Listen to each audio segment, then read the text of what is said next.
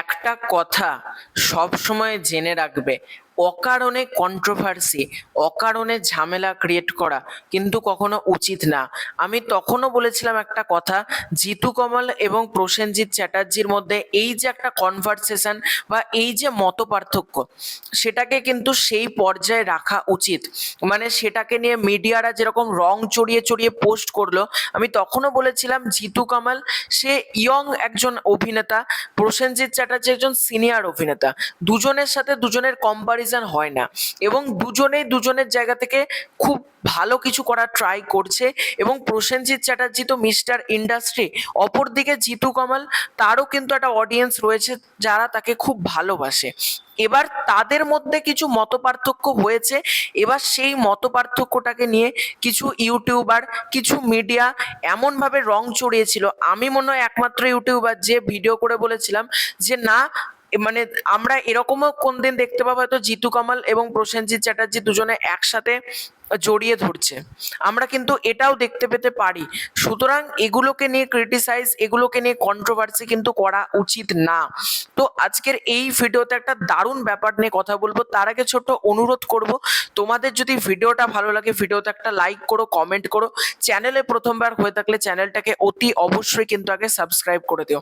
তোমাদেরকে আমি বলেছিলাম যে এই ধারাবাহিক বন্ধ হয়ে গেলেও বা ধারাবাহিক যদি কোনদিন মানে বন্ধ যখন হবে, মানে আলটিমেটলি সম্প্রচার যখন বন্ধ হবে, আমি কিন্তু তখনও জিতু কমলকে নিয়ে ভিডিও করা বন্ধ করব না। আমি কিন্তু সেটাই করব এবং ধারাবাহিকের আপডেট না পেলেও অন্যান্য কোনো বিষয় নিয়ে আমি কথা বলবো। আজকের এই ভিডিওতে সেটা নিয়েই কথা হবে। এখানে জিতু কমল প্রসেনজিৎ চ্যাটার্জির যে সিনেমাটা এসেছিল, মানে যে সিনেমাটা টিজার আপলোড করা হয়েছে বেসিক্যালি, সেটার নাম হচ্ছে অভিমান। অভিমানের টিজার রিভিউ আমি অলরেডি করেছি, আমার তো এক কথায় দারুণ লেগেছে। সেখানে জিতু কমল সেই টিজারটাকে শেয়ার দিয়ে লিখছেন, দারুণ দারুণ দারুণ, অনেক অনেক অভিনন্দন সৌরভ দাস, যিশু সেনগুপ্ত, নতুন প্রডিউসারদের পাশে এইভাবে দাঁড়ানোর জন্য অভিনেতা সুপারস্টার পদ্মশ্রী প্রসেনজিৎ চ্যাটার্জি স্যারকে অনেক অনেক প্রণাম। অভিমান এইটা লিখে কিন্তু সে দিয়েছে।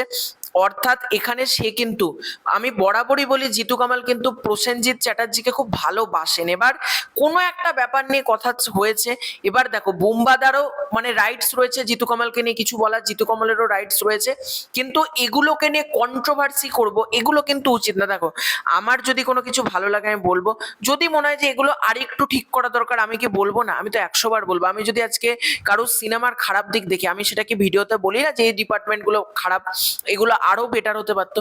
ঠিক একইভাবে আর্টিস্ট ফোরামের যে গাফিলতি ছিল, এইটা নিয়ে জিতু কমল মুখ খুলেছেন।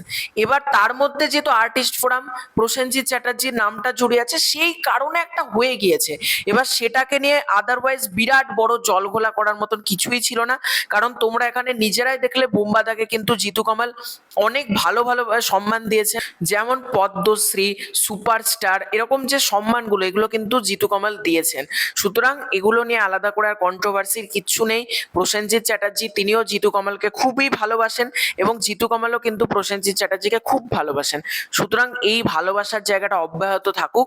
তো তোমাদের এই পুরো এন্টার বিষয়টাকে নিয়ে কি মতামত কমেন্ট করে জানিও।